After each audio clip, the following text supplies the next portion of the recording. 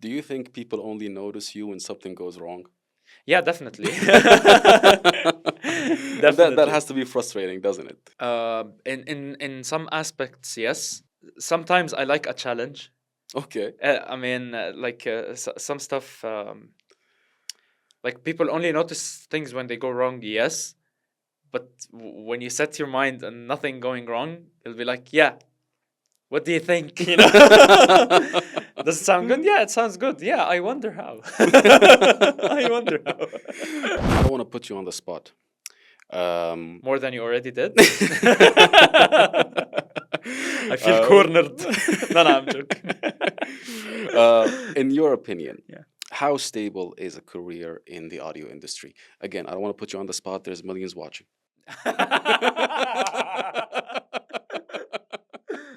Inshallah. I mean, if you're looking for stability, don't get into it. If that's what you're looking for, don't get into it. Okay. No, I'm kidding. I think if you're looking into stability, if you're looking for stability, you're being unrealistic. There's nothing stable in these times. You have like Yes. AI is taking over more jobs. You have like the fluctuating cryptocurrency market. Everything's fluctuating. Everything's That's changing true. rapidly. You have markets that are being created out of nowhere and other markets being shut down. There's no such thing as called stability. Yes. Does the lack of stability push many people out of the industry, in your opinion? It almost pushed mine. Really? Yeah. Uh, so I completely understand and I sympathize. I would say it almost pushed mine because I was at some point in my career truly considering making a shift. This is not working. It's super unstable, super frustrating, and super taxing mentally. It still is. However, there comes a point that I realized that I don't see myself doing anything else. You did tell me that. Yeah. Yes, you did tell I me don't that. see myself doing anything else. I've tried. I failed. It doesn't work. Welcome to Off Record Network, where we talk about work, careers, industries, and everything that happens behind the scenes. I'm Fawzi Bazzari, and today we're joined by Motaz Dababseh, a sound designer, audio engineer, musician, and founder of Mouje Studio. We're going to talk about the world of audio, what it actually takes to build a career in the industry, and where it's heading with AI. Welcome to Off Record Network.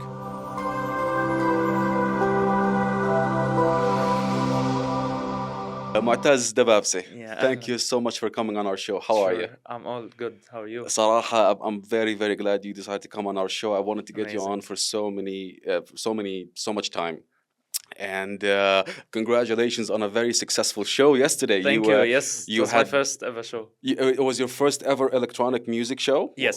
Okay, and Yes. I've seen social media. First of all, I apologize for not being able to make it. No worries. I had a wedding to go to, and but I've seen the social media footage. You were definitely in your element. You were dancing, you were singing, you were manning the music, the sound deck. I mean, you looked like $1,000,000. Awesome. صراحة Awesome. يعني I'm ألف so ألف happy to hear that. ألف مبروك Allah صراحة. يبارك فيك. Thank you. And Thank you. I wanted to know, were you always musically creative as a child? Actually, yeah, my first interaction with like something like, let's say, a music production software, it was called EJ Dance. I was 6 years old and I found it by chance. Actually, I was not like planning to fiddle around with such a thing, but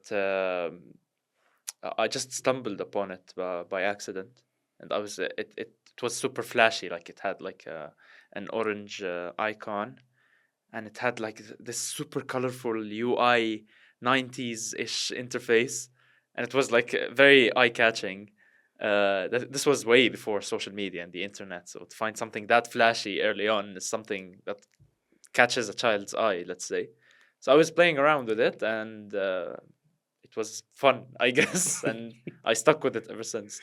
When I went to your studio the other day, you told me that you studied telecommunications engineering. Yes. And it didn't make sense to me because now you work as an audio engineer and a professional, and just an audio professional in general. And I went home that night and I started Googling telecommunications engineering, and then it made sense to me. I found out that telecommunications engineering is fundamentally concerned with networking and signal transmissions and IP infrastructure, and Exactly.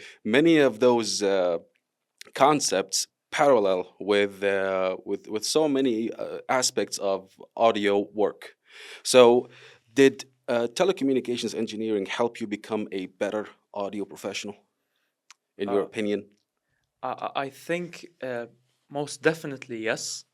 However, it's not prerequisite, let's say, because telecommunication lays the foundation for general signal processing, let's say, which is like the bare bones 101 concept of audio engineering, let's say. Mhm. So it gives you some sort of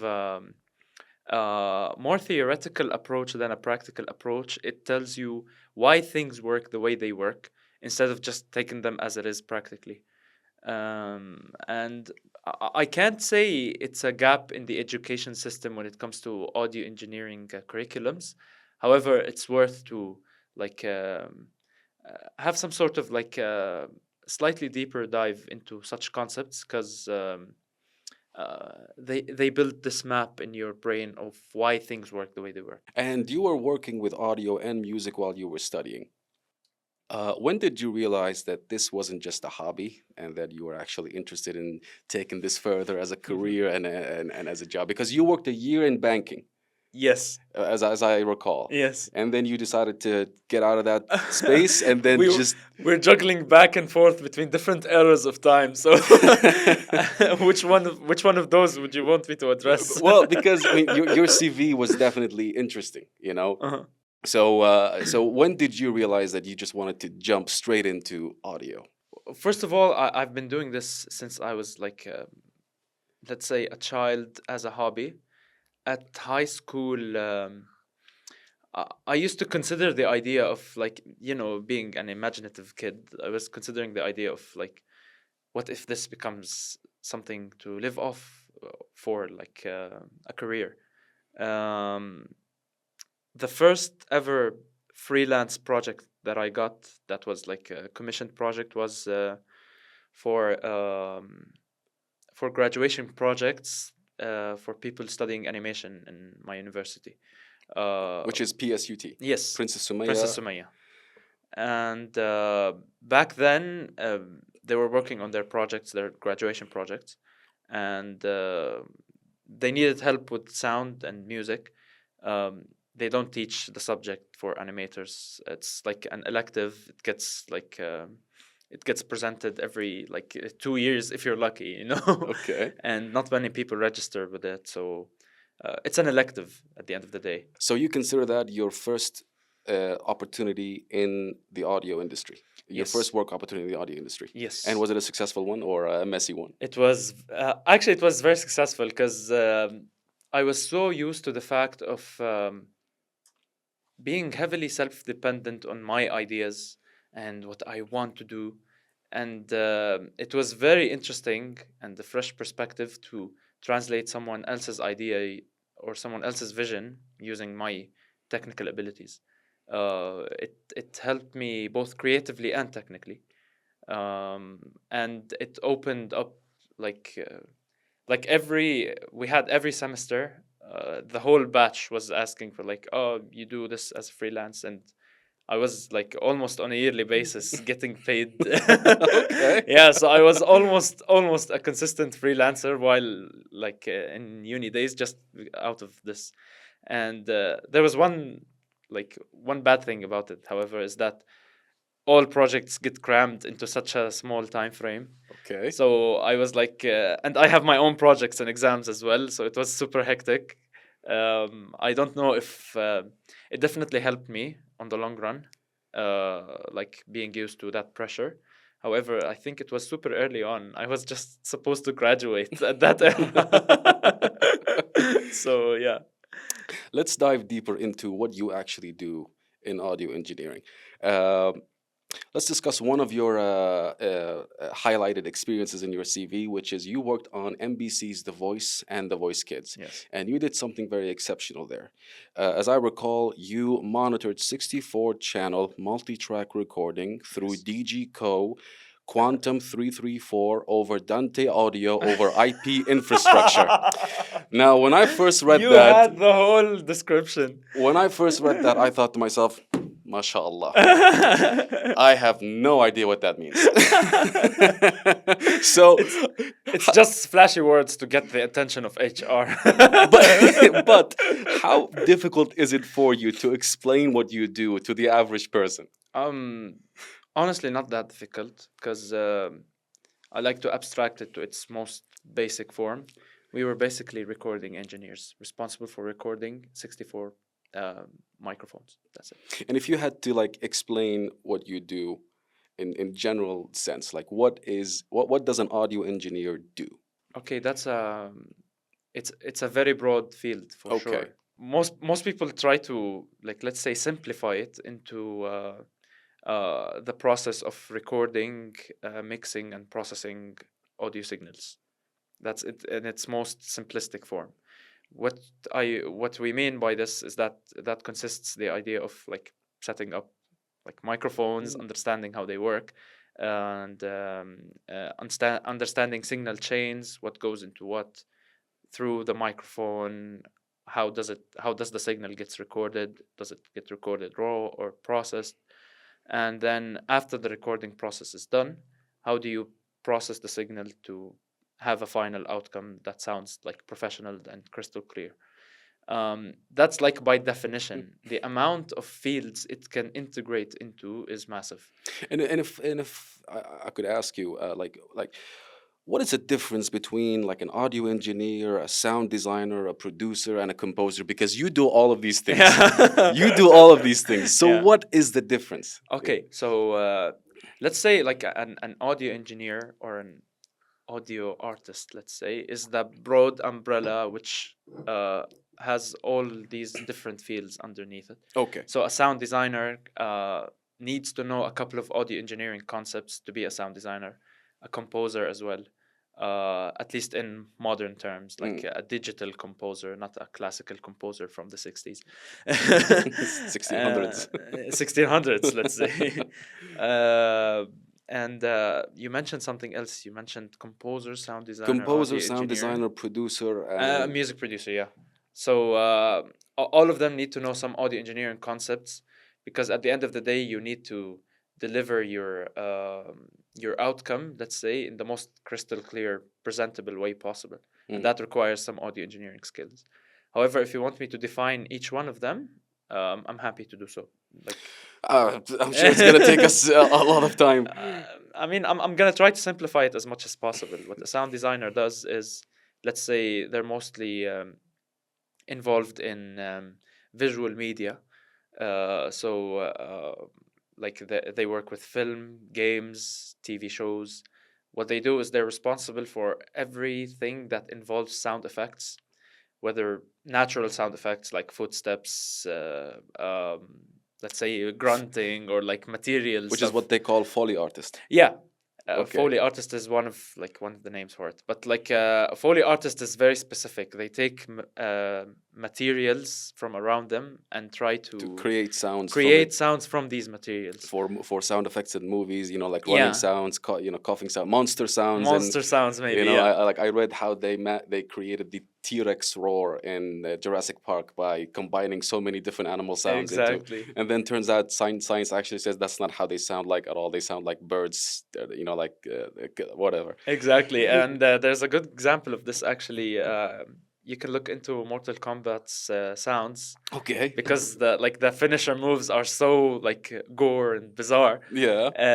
They use fruits, like grapefruits and stuff like that, and they squeeze them so you can get that like gory, They smash watermelons gut and wrenching sound. You know exactly.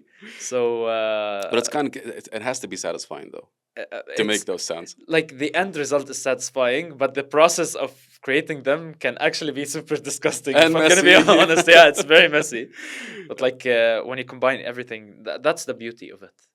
Like you have there's an end result you want to get. You just experimenting on how to get there. To get there is the fun part. Yeah, and there's like endless possibilities. People are still trying to figure out how to create different sounds using different combinations. It's insane.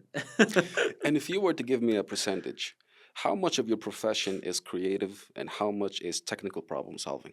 It depends on the type of project. Mm-hmm. However, I don't like to um, differentiate them much. Like, I don't like to see it as, oh, this is pure technical or this is pure creative. Some stuff are pure technical. There's no way around it. Like, let's say, um, you were Mixing and mastering, for example. maybe there's some creativity laid into it if you're reshaping sounds. However, like when it comes to recording, like you mentioned the voice project, Hmm. that was a pure technical. We were aiming to get the least amount of noise possible, a healthy signal out of 64 mics. There's no creativity involved in that. Any problem within your signal chain or within your connectivity that can occur, it's either fixable or not, you know? So, Mm. I mean, it either works or it doesn't, is what I meant to say. So, yeah, that was a pure technical part. But the percentage of projects um, that I get to work on that are purely technical is like very minimal. I would say like 10-20% maximum. And here's a fun fact. The commercial audio industry is 149 years old. It began in 1877 when Thomas Interesting. Edison invented the first phonograph. Yeah. And yet, so many people nowadays seem to lack the awareness of what audio professionals actually do and how much we depend on it. But let's hope to remedy that today. So, Actually, 149 is a bit recent. I, So, but I mean, relatively speaking, like, but so many advancements came out of yeah. just the focus on audio engineering and the audio, the sound. I don't know even what you call it in a technical sense.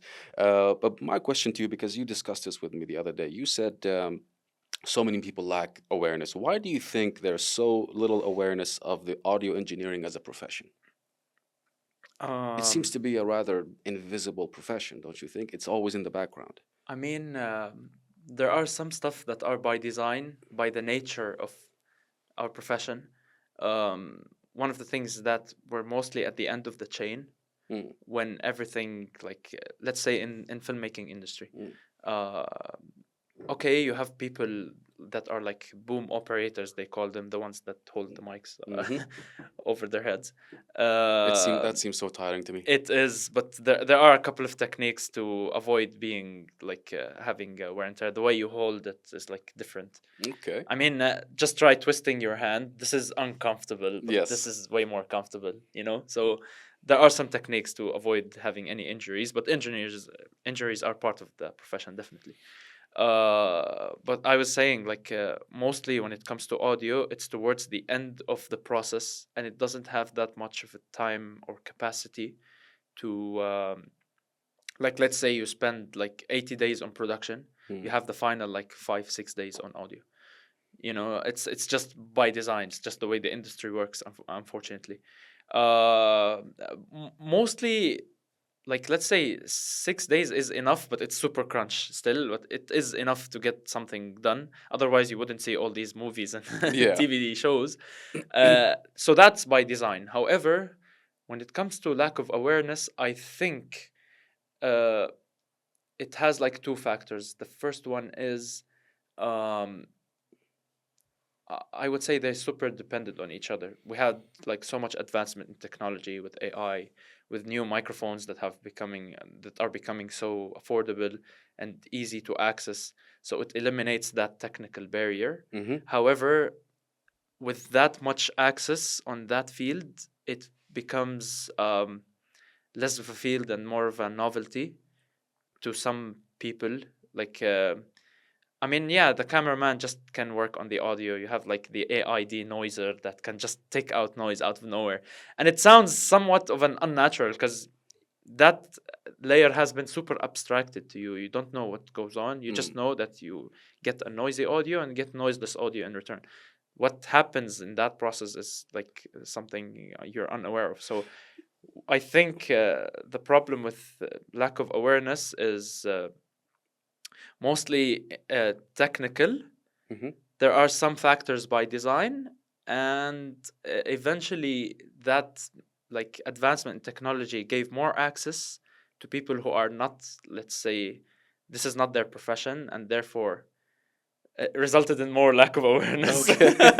So it's a vicious cycle. It is, in a way, yeah. Do you think people just like understand how much work goes into producing a song or a podcast or sound effects or doing voiceovers? Do you think they like, understand how much work goes into that? I need to be very careful when I say this, because I expect people to understand how much work goes into it, or should I just expect people to respect it regardless, even if Mm, it doesn't, like, you spend almost your entire life building an experience to get something that gets done like in a month, within a couple of weeks, or like 2 weeks at best.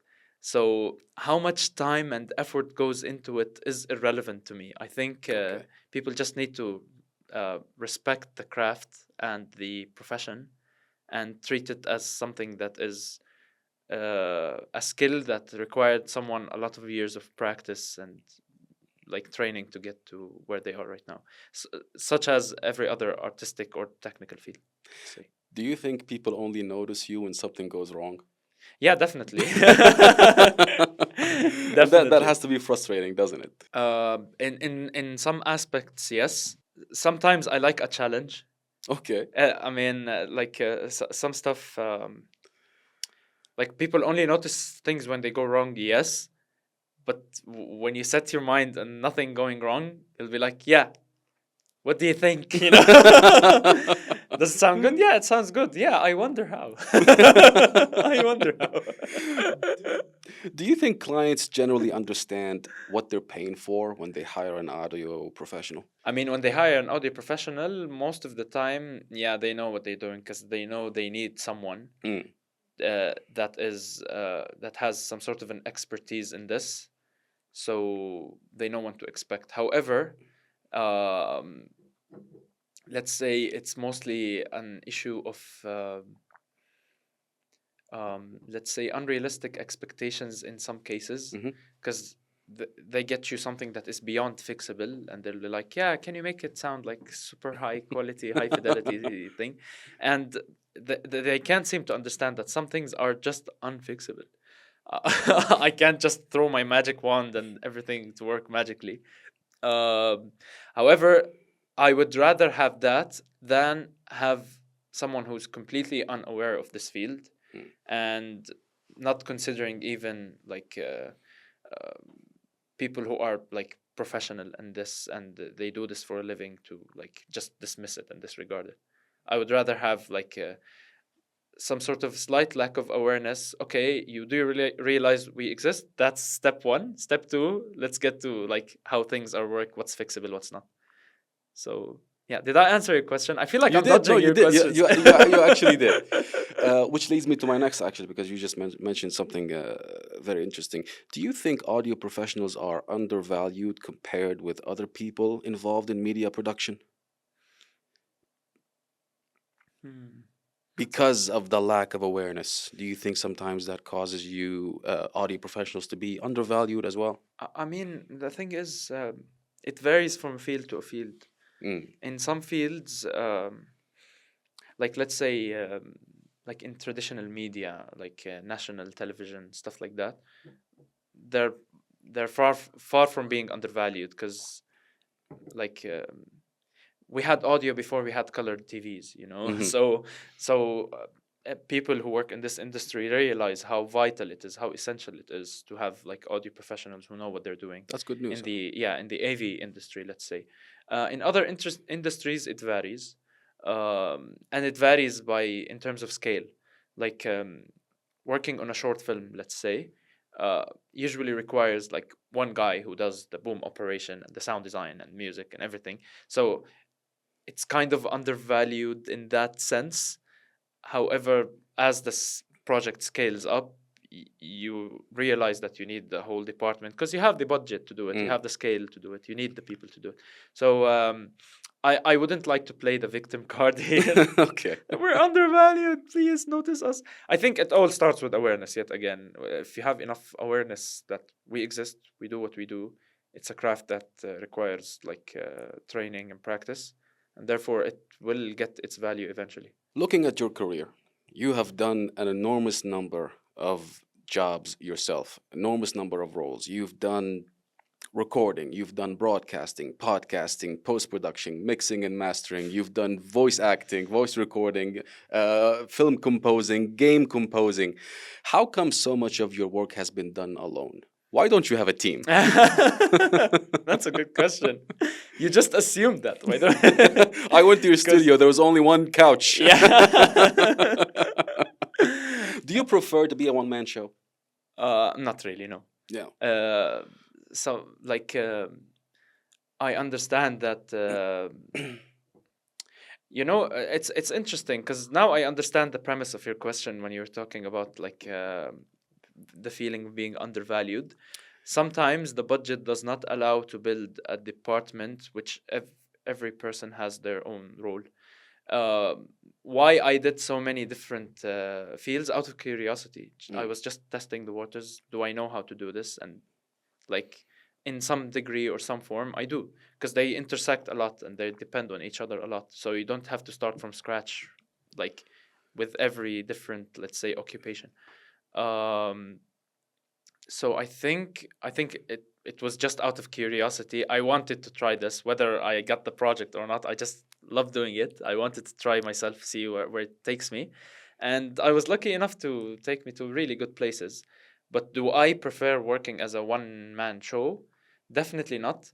But if you're asking me which part of your job do you prefer, like working on or like focusing on, that's got to be the toughest question because I still don't know. I enjoy them all. Well, I'll be sure to note it down at the end of my questionnaire. When I went to your studio, we sat down, and you told me that the audio industry doesn't seem to have the team mentality that you often see in other industries. Why do you think that is? Is it Uh, because, again, as you mentioned, no budget, and therefore, Sometimes, and other times it's we work in very like closed, dark rooms, listening to stuff over and over and over again. Um, there are a couple of stuff, like imagine like painting.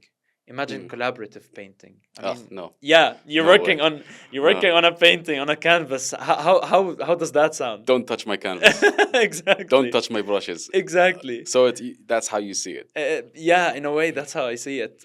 Some like let's say in the gaming industry, you have a lot of different people doing different things that relate eventually to audio, but they're doing different things. Mhm. So you have a team in that aspect.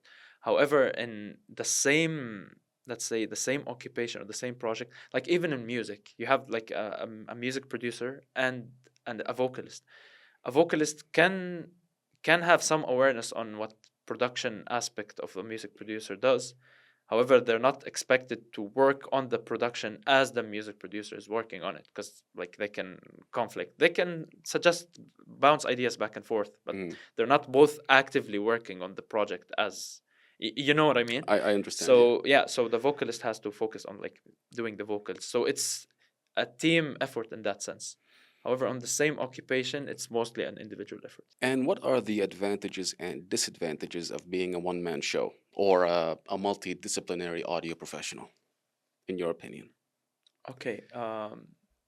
The advantages, it teaches you a lot and it gives you a perspective, a fresh perspective on a lot of things. Hmm. You understand why certain decisions are made. Like, for example, I used to always work in studios, closed boxes, and I used to attend, like, let's say, concerts and public events. And I was like, why do they handle certain stuff? Like, why does the vocalist sound like this? Why do they sound much louder than the music or much quieter? Or like, there are certain, let's say, there are certain concepts that are exclusive to that area of field or like field of working that don't usually translate on all areas because Mm. I'm used to working in studios. I'm not that used to working on live. Recently, like the past 2 years, I've been like working extensively on live shows as a live audio engineer, Mm. and I started understanding why certain decisions were made. So it gives you like awareness and a fresh perspective on a lot of things. Um, but at the same time, it can distract you easily. Like you're bouncing fields here and there, here and there. it can get overwhelming. And that leads me to my next question. Do you think someone entering the audio industry today should learn everything they could or specialize in one thing? How I would do it. How would you do it if you were entering the audio industry today? Yeah, I mean, like, I think I would be the same curious person I am now. You know, So do everything, learn so everything. I would learn everything. Yeah, it's just out of curiosity. I think if you want to specialize in one thing, amazing, great for you, but know a bit of everything else, just a small bit, at least to create a conversation, Hmm. to be able to translate your ideas to someone else, to work within a team. To develop a vocabulary. Yeah, exactly. Let's talk about what it takes to build a career. Okay. You've been working with music and audio for around 13 years now. Yeah. What skills does an audio professional need beyond technical to make a living in this industry? Okay, I think on the top of that list is communication.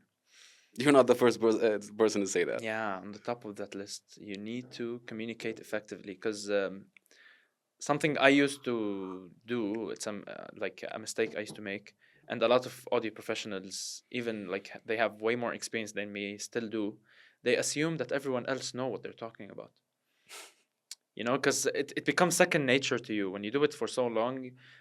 Like I would expect you to know what a dynamic EQ is, or like the Everybody knows that. Fletcher-Munson curve. Yeah, exactly. You know, no, this doesn't work because the Fletcher-Munson curve with the equal loudness contour, it doesn't. You know, That's a type of chicken, yes? exactly.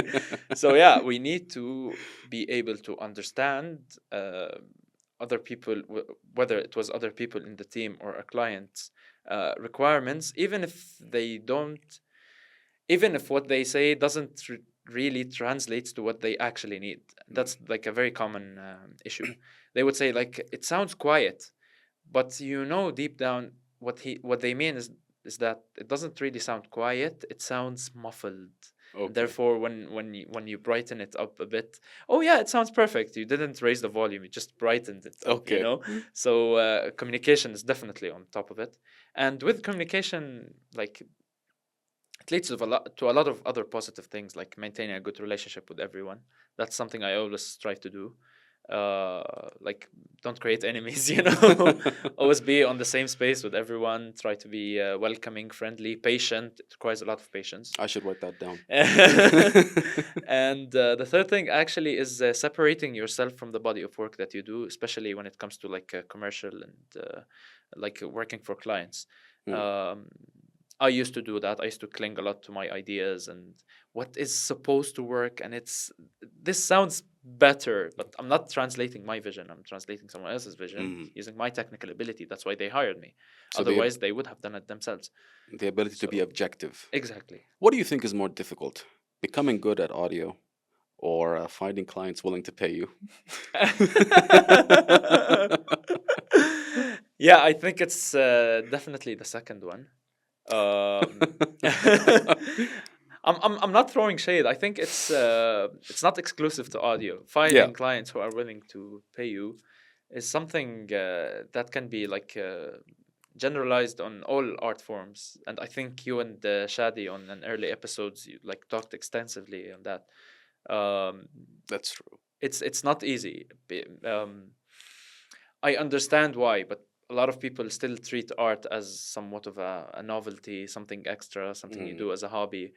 And when it comes to audio, because it's super niche and it's super specific, it like has a lot of like 10 layers behind.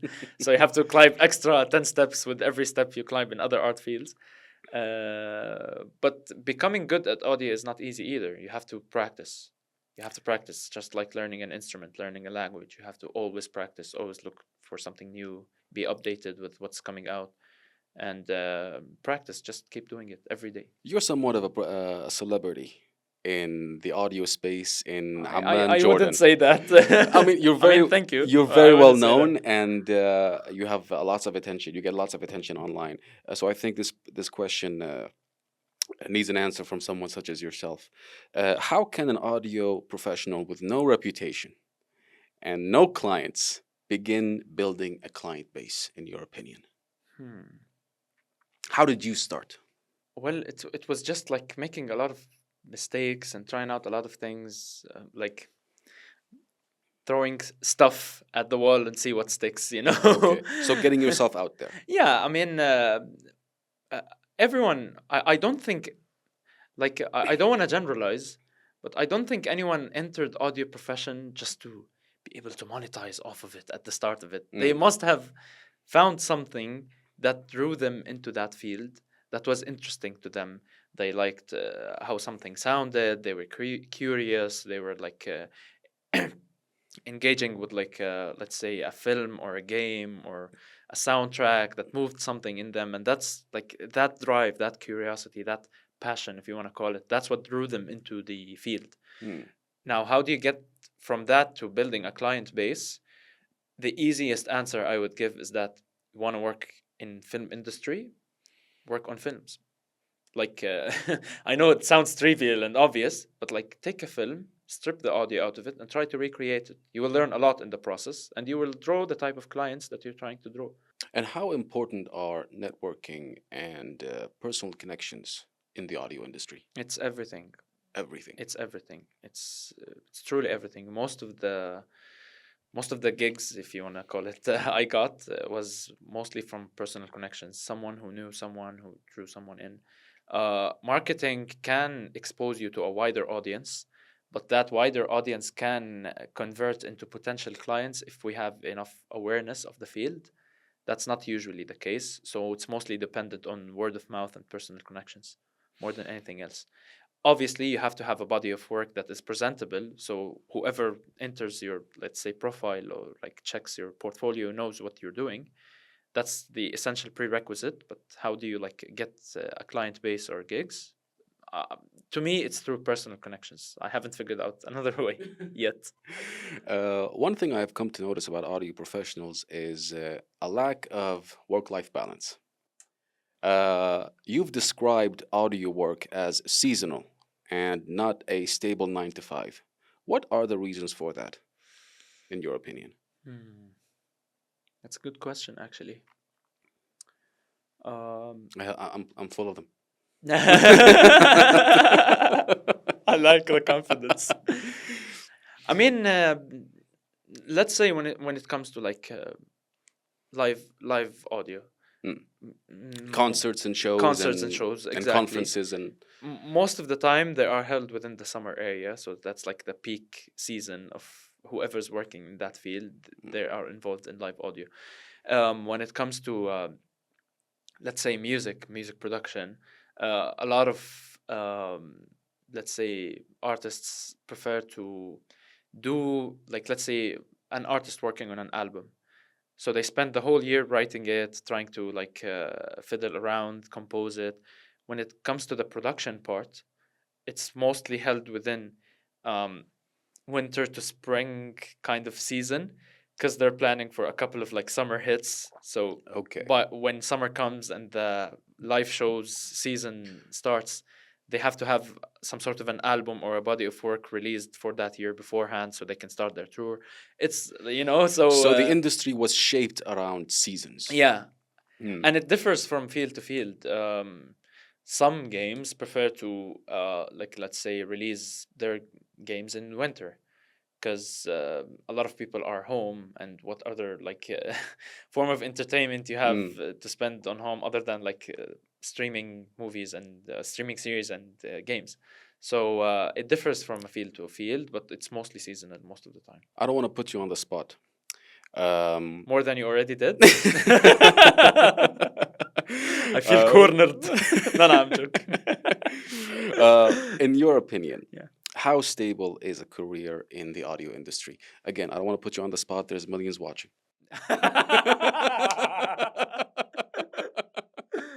Inshallah. I mean, if you're looking for stability, don't get into it. If that's what you're looking for, don't get into it. Okay. No, I'm kidding. I think if you're looking into stability, if you're looking for stability, you're being unrealistic. There's nothing stable in these times. You have like Yes. AI is taking over more jobs. You have like the fluctuating cryptocurrency market. Everything's fluctuating. Everything's That's changing true. rapidly. You have markets that are being created out of nowhere and other markets being shut down.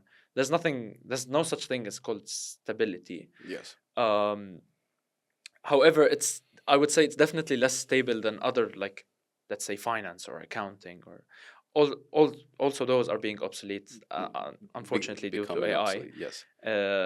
Like, I would say consulting, maybe I would say it's more stable, because with AI taking over the day-to-day work, you need real humans to consult, to figure out if what you're doing or the strategy that you're taking is actual real strategy. I could be wrong. I'm not speaking out of like expertise.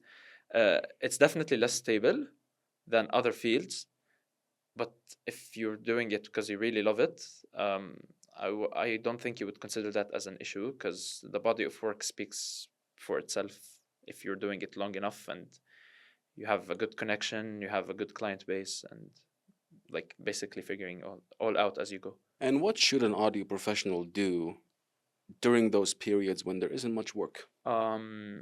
Try to learn new things, I would say. Um, at some point in my career, I was super frustrated, and I don't know. You feel your work being, especially when it comes to something like a creative field, when it turns into work, it becomes repetitive, it becomes boring, Mm. it becomes like a linear process. I have to do this and that and that.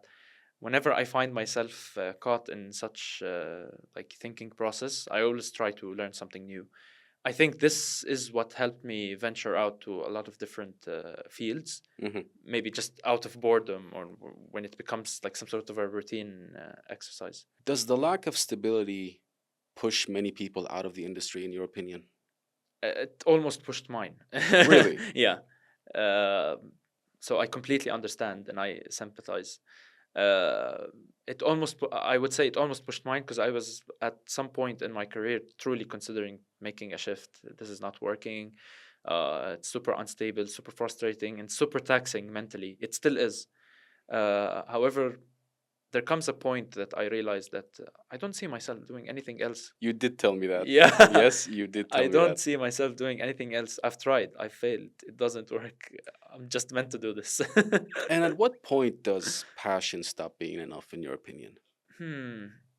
Can you rephrase the question so I can Well, like understand? you told me once that you can't imagine yourself doing anything else. Yeah. So at what point does passion stop being enough, in your opinion? Or does that not apply to you? I mean, We could skip the question if you no, want. no, no. It's fine. I try to be careful when using the word passion, Mm-hmm. because it's mostly just work. It's consistency.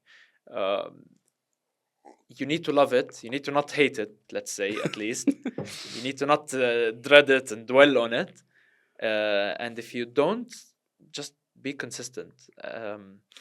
I don't think passion is enough. It's volatile. I don't wake up every day and I want to do it all and feel super motivated. There are a lot of days where, like, I can barely get out of bed, but you have to do what you have to do. You have to show up and do it.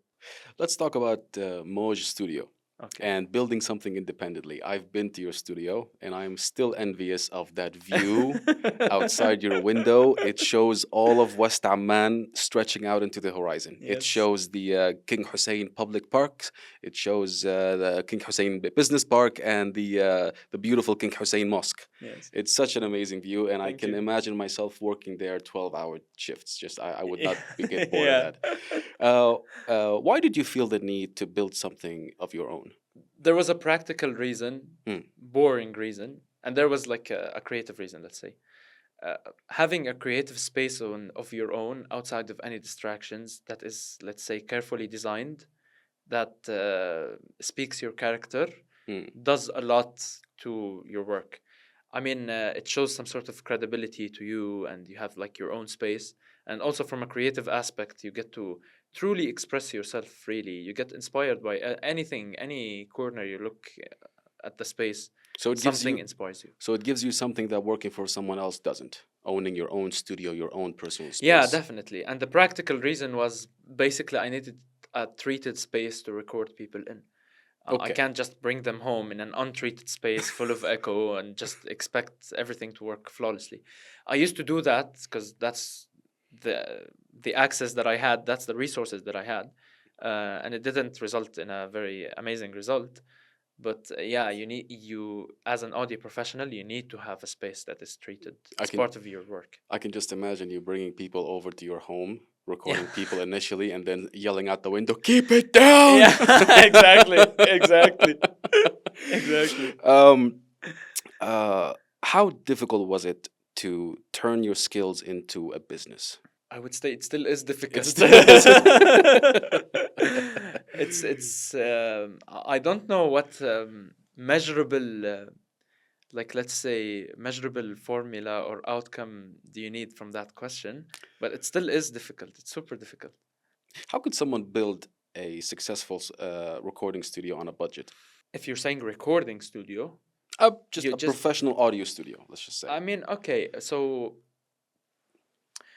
so you need, let's say, when it comes to audio, like if you want to look at the bare bones of it, you Mm. need a space to record and a space to listen.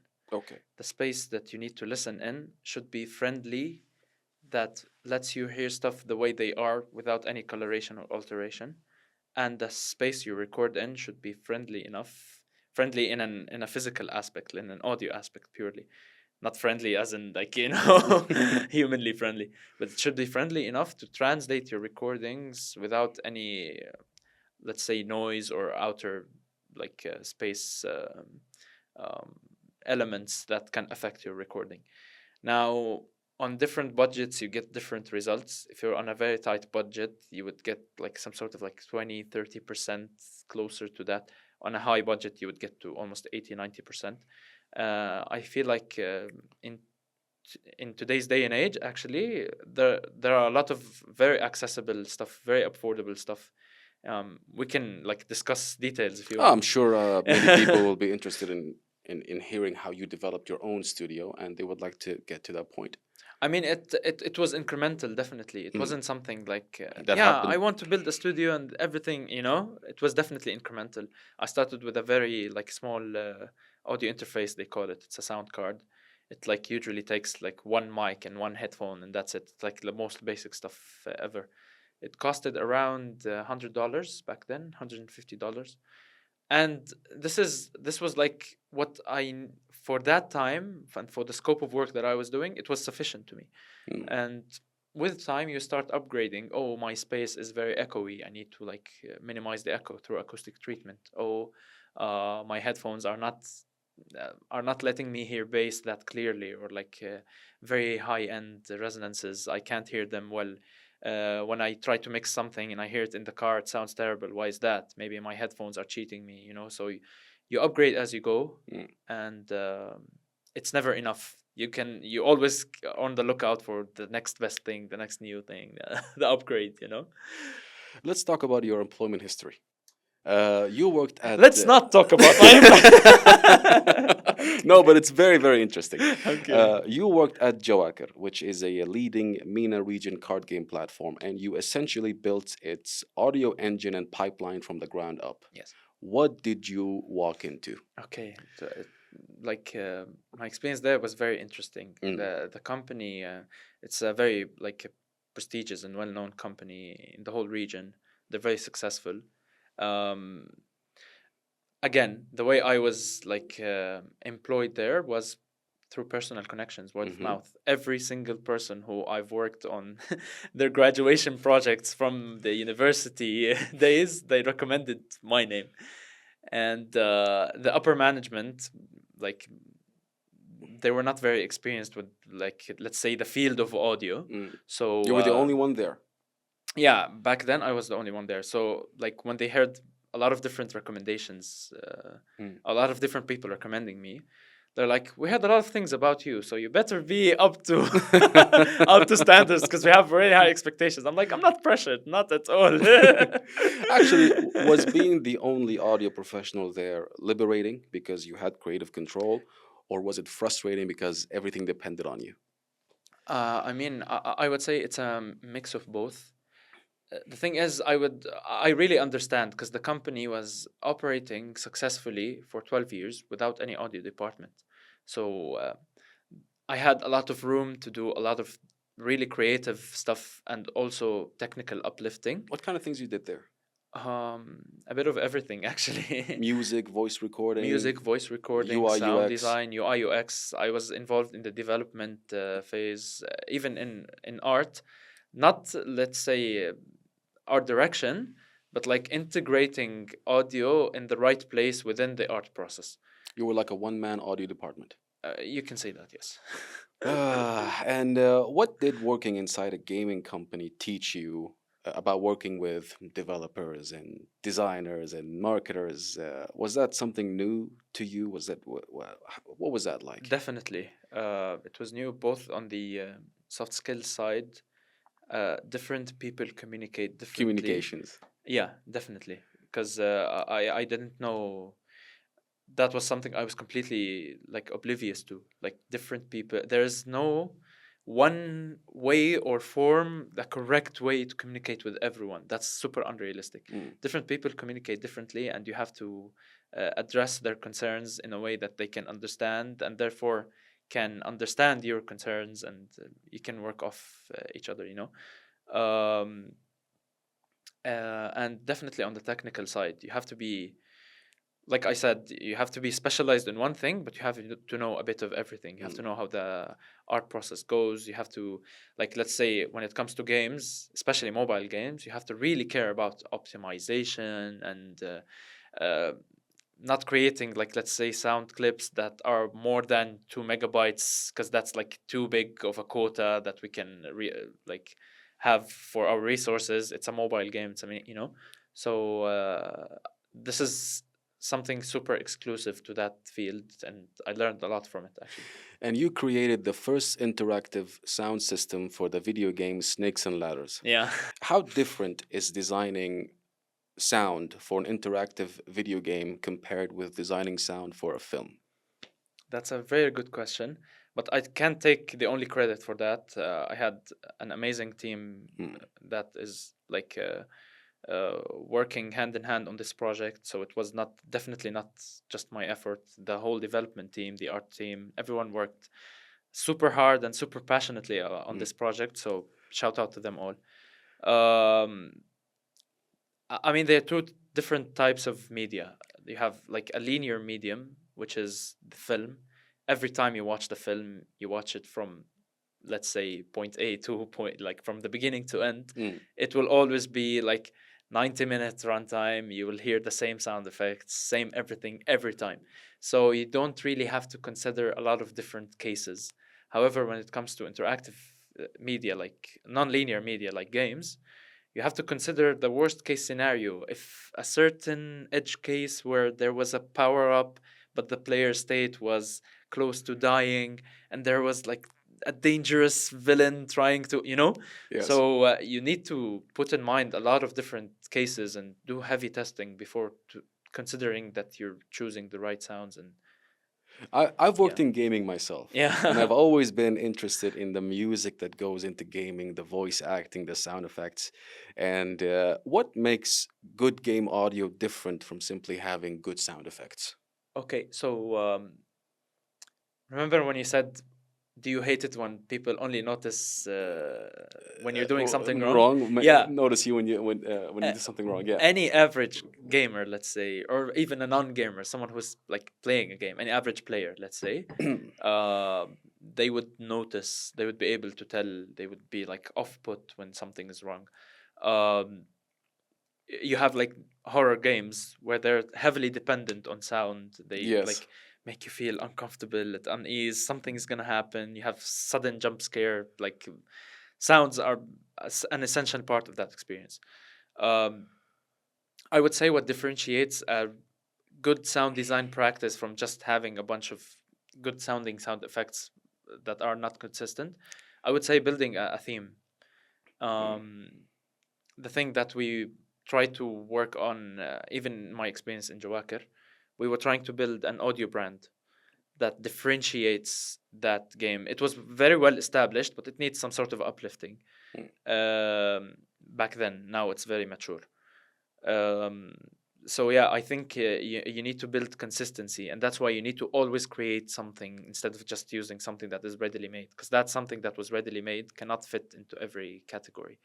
It was readily made for a specific category, and Mm. so you need to learn to create your own sounds. Let's talk about the Jawakir World Cup radio project. Okay, I'm gonna have to read off the pad here because it's very exceptional and it deserves it. Okay, so you built a live broadcasting system inside a video game that reached more 150,000 listeners and generated more than $100,000 in-app revenue. How did that project come about? Awesome, awesome. Okay, so uh, it was like an idea in theory, in concept.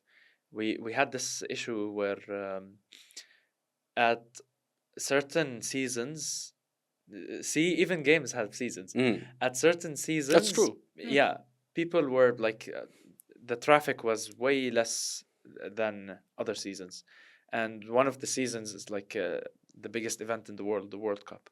Everyone's so so immersed into the World Cup. World Cup is their lifestyle basically. Every day they talk about results and players and stuff like that. So how can we translate the World Cup experience into the app? We're not trying to draw people away from the World Cup and into the app. No, we're trying to bring the World Cup experience into the app to the players, so they feel that we're with them, we're living their life, we're sharing their day-to-day conversations about the World Cup. So that project was massive. It involved a lot of things. One of them was the World Cup radio. We had a lot of campaigns on items, on competitions, other stuff in the game. It turned basically into a World Cup game that is card themed and not the other way around, basically. And when it comes to the World Cup radio, we hired, um, let's say, a commentator. He was a content creator who used to do like some funny skits imitating well-known commentators. And we did a test with him, just try to record a couple of phrases. And it occurred to us, what if we let him actually commentate on games? Okay, how can we do that? He basically watches the game and we do some sort of a live stream within the app. Okay, and we were trying to figure out how can we like avoid being like sued basically because of Okay. copyright and stuff. So everything, we figured out a way to uh, let's say in real time trigger crowd reactions. So we scoured the internet for different crowd reactions for different teams, and we were able to find clips of chants for each team, and we were preparing these before every game. So the commentator is watching the game, he's live commentating, and I was the one triggering the live sound effects for the crowd. So when you hear back the audio, you would never be able to tell the difference if it's captured from the actual broadcast or it's being triggered live. Did So that sounds incredibly technically complex it from is. someone like from a layman like me. It Did that is even for me. It was super technical. But it was very fun. did that project change how you think about the commercial value of audio work? Most definitely, yeah, because it oriented. I used to think only music was the product. Let's say the how do I say it? Like I used to think if you want to make an audio material somewhat of a product, it's only through music. Mm. Now it broadened my sense on how can you productify Okay. audio through stuff like this, because in that sense or in that case audio is the main product, but it's not music, it's live commentating on a world event, so it definitely broadened my sense on how can you, let's say, create a product or create a service of stuff other than the normal means like music or sound effects or stuff like that. And when you were working on The Voice, Yeah. on a project of that scale, how much pressure is there knowing that you can't simply say, we'll fix it in post? Yeah, it's a lot of pressure, and especially because it's a reality TV, because a lot of stuff when things are like we'll fix it in post. There's a script. Everyone needs to follow the script. If anyone goes off the script, it's up to the director to decide if that, let's say, interpretation is good enough to proceed or not. However, when it comes to having like reality TV shows, competition shows, there is no script. There is some sort of scenarios that you can build around the circumstances that happen, and that's up to the producers and the directors. But at the end of the day, there's no room for failure whatsoever. So it's a lot of pressure. Let's talk about Motaz the musician. Do you Okay. think music education is undervalued? I think it used to be, not anymore. Not anymore. Yeah. Um, or I can't say not anymore fully. It's improving way more than before.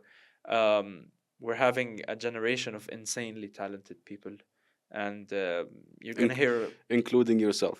No, no, I You mean the newer generation. no, but you've been making music for years, Yeah. including your own electronic music in Yeah. Arabic. Yeah. And what does being a musician teach you that being an audio engineer on its own doesn't? I mean, the way I got into this field was through music. I used to like Mm, put loops on top of each other and just experiment with different drum sounds and like instrument sounds. I was doing hip hop beats way Okay. back in the day. Uh, I was so into rap and hip hop and stuff like that. So I would say audio engineering got midway through because I was always wondering why doesn't my music sound like the professional ones? What's the missing piece? When it should, because you've done your own producing, you've done your own performing, your own mastering, your own mixing. And I would imagine that understanding every stage of production changes the way you work with your own music Exactly. And and yeah, other artists. exactly. And 14 years ago, we didn't have that plethora of resources, learning resources readily available for everyone. You had to go some sort of a college or an institute or like some place that they teach this stuff in. So I used to scour like YouTube tutorials, books, try to find anything and everything. Um, but yeah, I feel like as I said before, it's an iterative process. You're not expected to figure it out from day one. And I think I was, uh, if you ask me, I was very lucky to live in that era and to accumulate that experience over time. Because right now, if I want to get into it, it would be so overwhelming from the amount of information that is out there. I wouldn't know where to start. You've also worked on film and television projects. What was it like composing an original score for the Jordanian movie Cleanse the Streets, Yes. a movie expected to be released through Netflix? Yes. Shout out to Aisha Shhaltog, the director, and She was the one in Jin, yeah, Netflix yeah, production yeah, yeah. Jin. She was Okay. she was an actress there, and the producer Rahmadi, thank you, and my best friend Ahmed Farah. He was basically my connection to to work on this project, and we worked on it together. He composed and written the final theme song of the film at the end of the credit scene. Um, it was interesting because the director, she had a lot of fresh ideas in terms of composition. She was not asking for a traditional score. Mm. She was asking from some sort of ambient, soundscapey, sound designy, uneasy feeling kind of thing. I feel like uh, we were both lucky that we got the chance to work together because any composer with a traditional sense of composing wouldn't really find a common ground to translate her ideas. Mm. And at the same time, I needed a project to test myself and test the waters and see what comes out of it. So,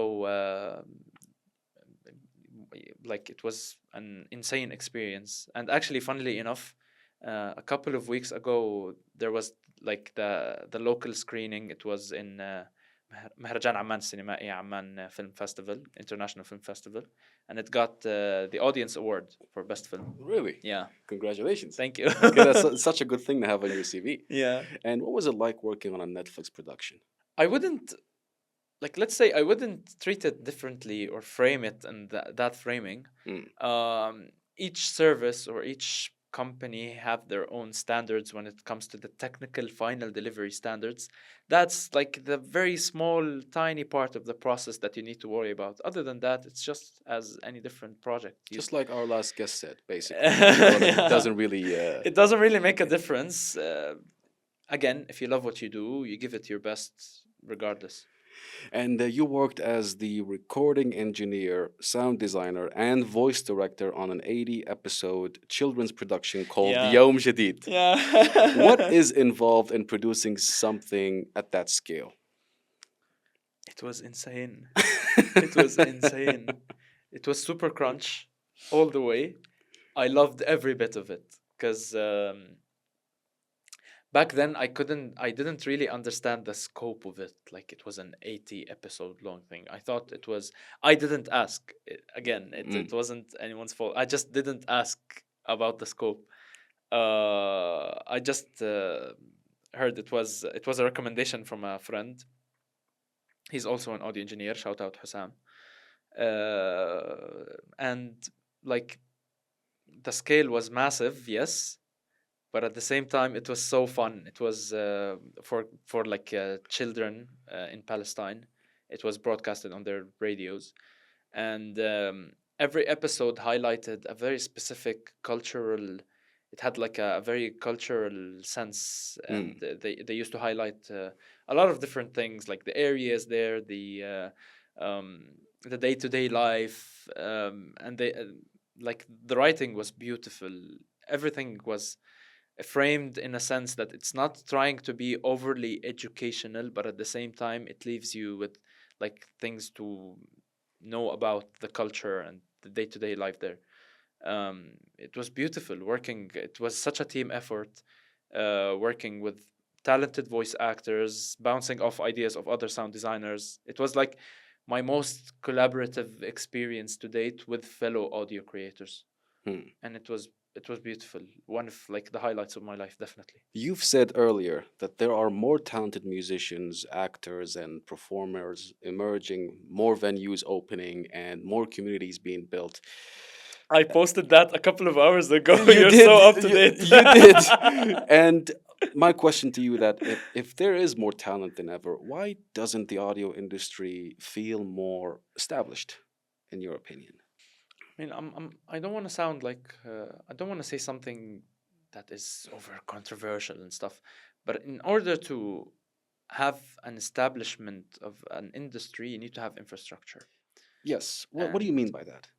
um, what I mean by that is infrastructure is you have a lot of initiatives, and no umbrella is trying to hone in on those initiatives and try to, let's say, organize it in a sense that um, serves the benefit of those initiatives Hmm. instead of making it a purely like form of bureaucracy and like a boring process, blockers that don't make sense, not enough budget, things that shouldn't be there when it gets into that umbrella. As long as it is out of that umbrella, it's working, but it's not sustainable. You can't always do things at a loss. You can't always like bounce bounce off different ideas or do a one-time thing that is successful and not build on it. And I don't think it's the initiative's fault.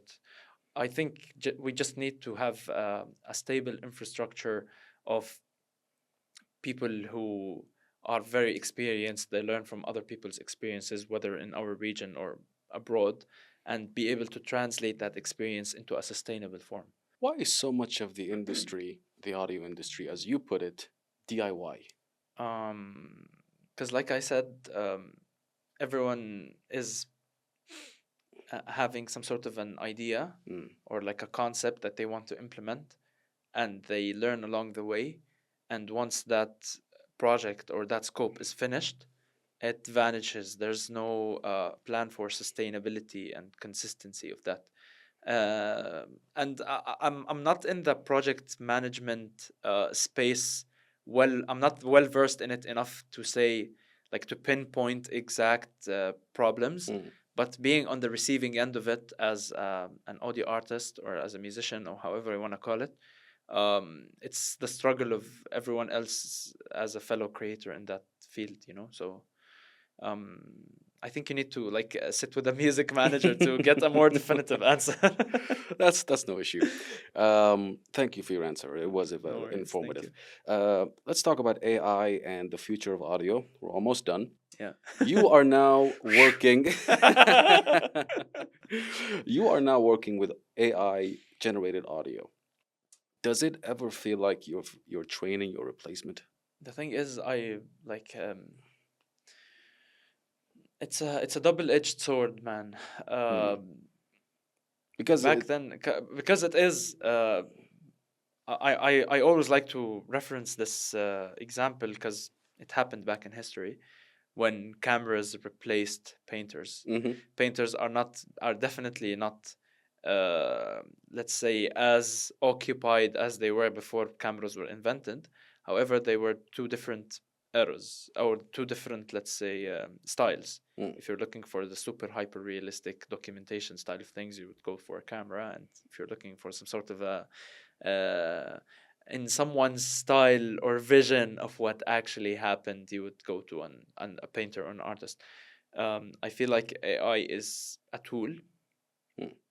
and we also have the same model in our music world. Everything used to be analog, and you need to have like a lot of different outboard gear of EQs and compressors stuff. Everything is becoming digital. Everything is becoming software, Mm. and a lot of studios felt threatened back then because digital software is accessible for everyone. You don't need to go to the most expensive studio with the most expensive gear to get somewhat of a professional result. You can do it just at home. So I feel like technology and advancement is inevitable with the existence of AI or not, because whether we reached a form of AI or any other form, that advancement in technology is inevitable. But I like to see it as a tool rather than a replacement. Um, I don't know. I feel like as an audio artist or whatever you want to call it, um, definitely it would become more niche by time. Mm. However, it would never vanish, just like everything else. Did you ever get any backlash from your peers because of your use of AI? Um, I mean, I don't use AI that much, to be completely Okay. honest. I use it as a let's say brainstorming tool,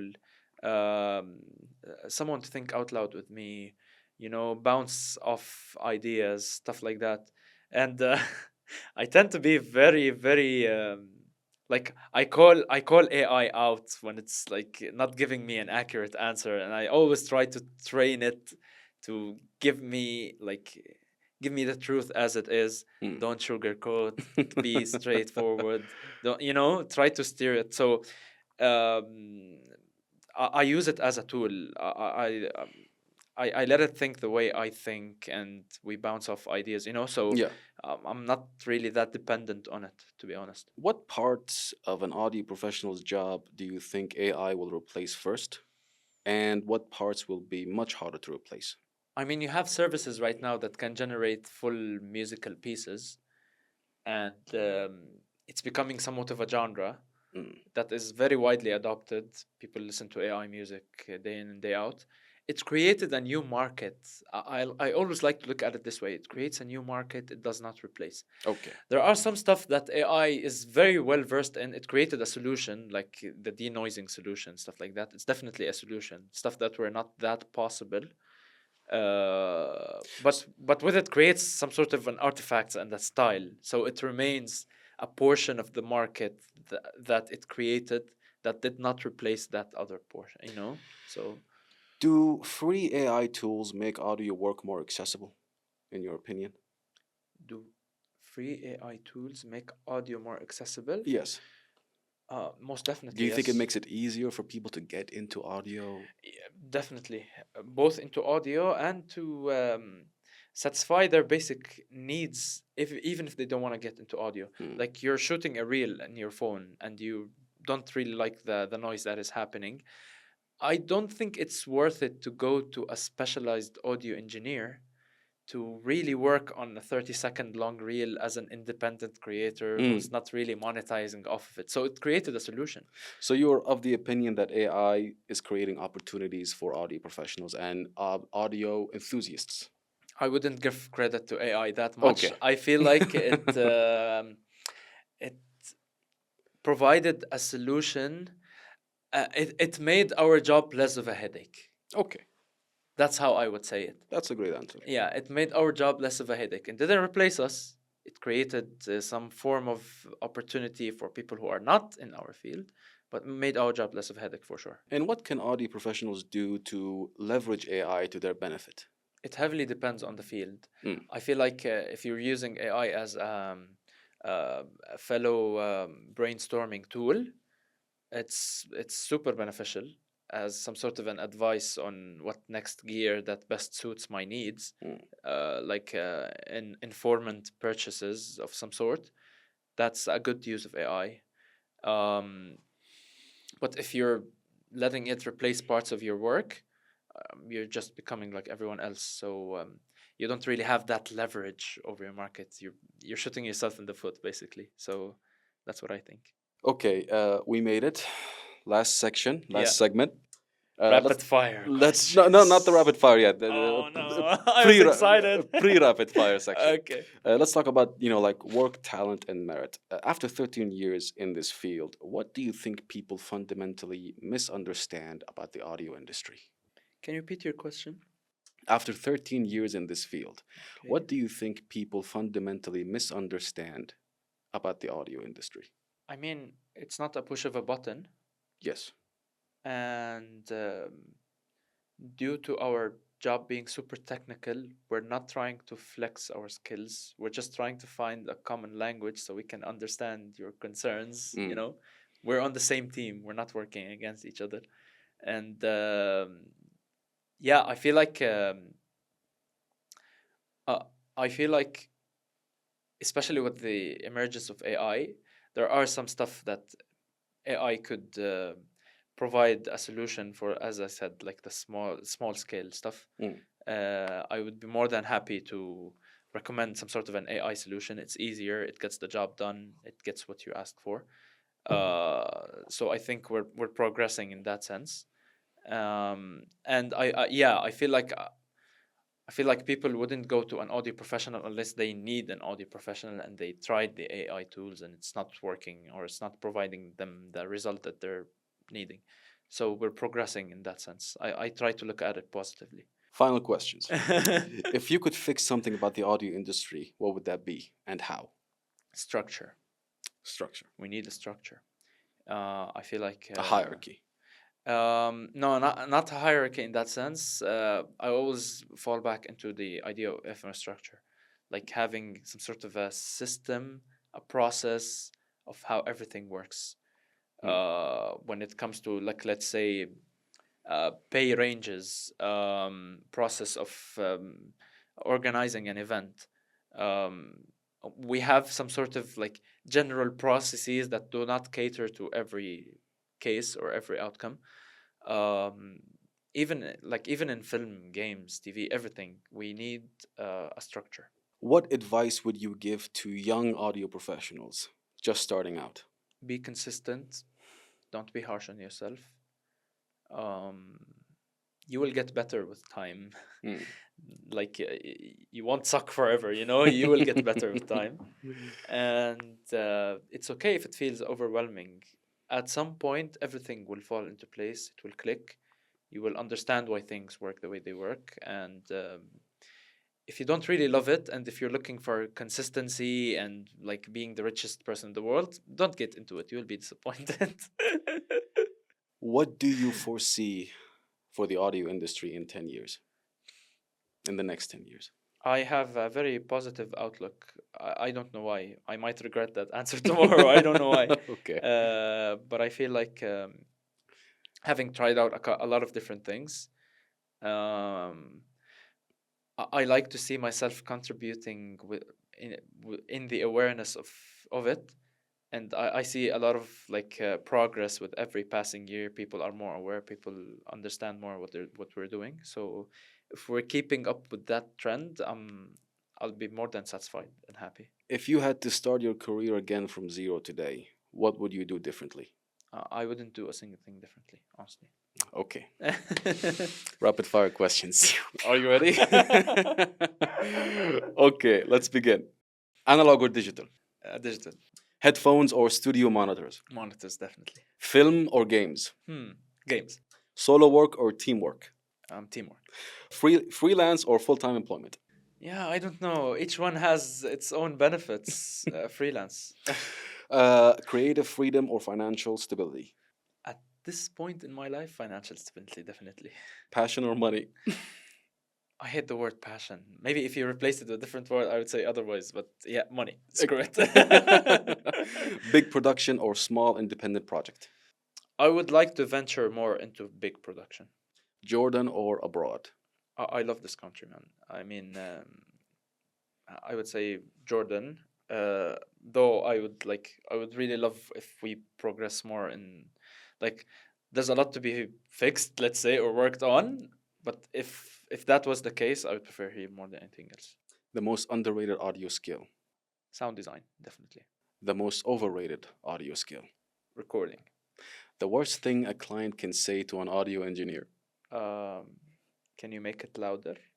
The biggest misconception about audio engineers? It's a one-click thing that requires no training.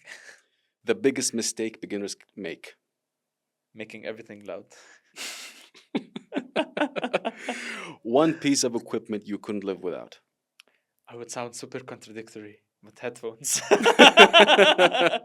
Because I've mentioned studio monitors before. One piece of equipment you think people waste money on? Waste money on?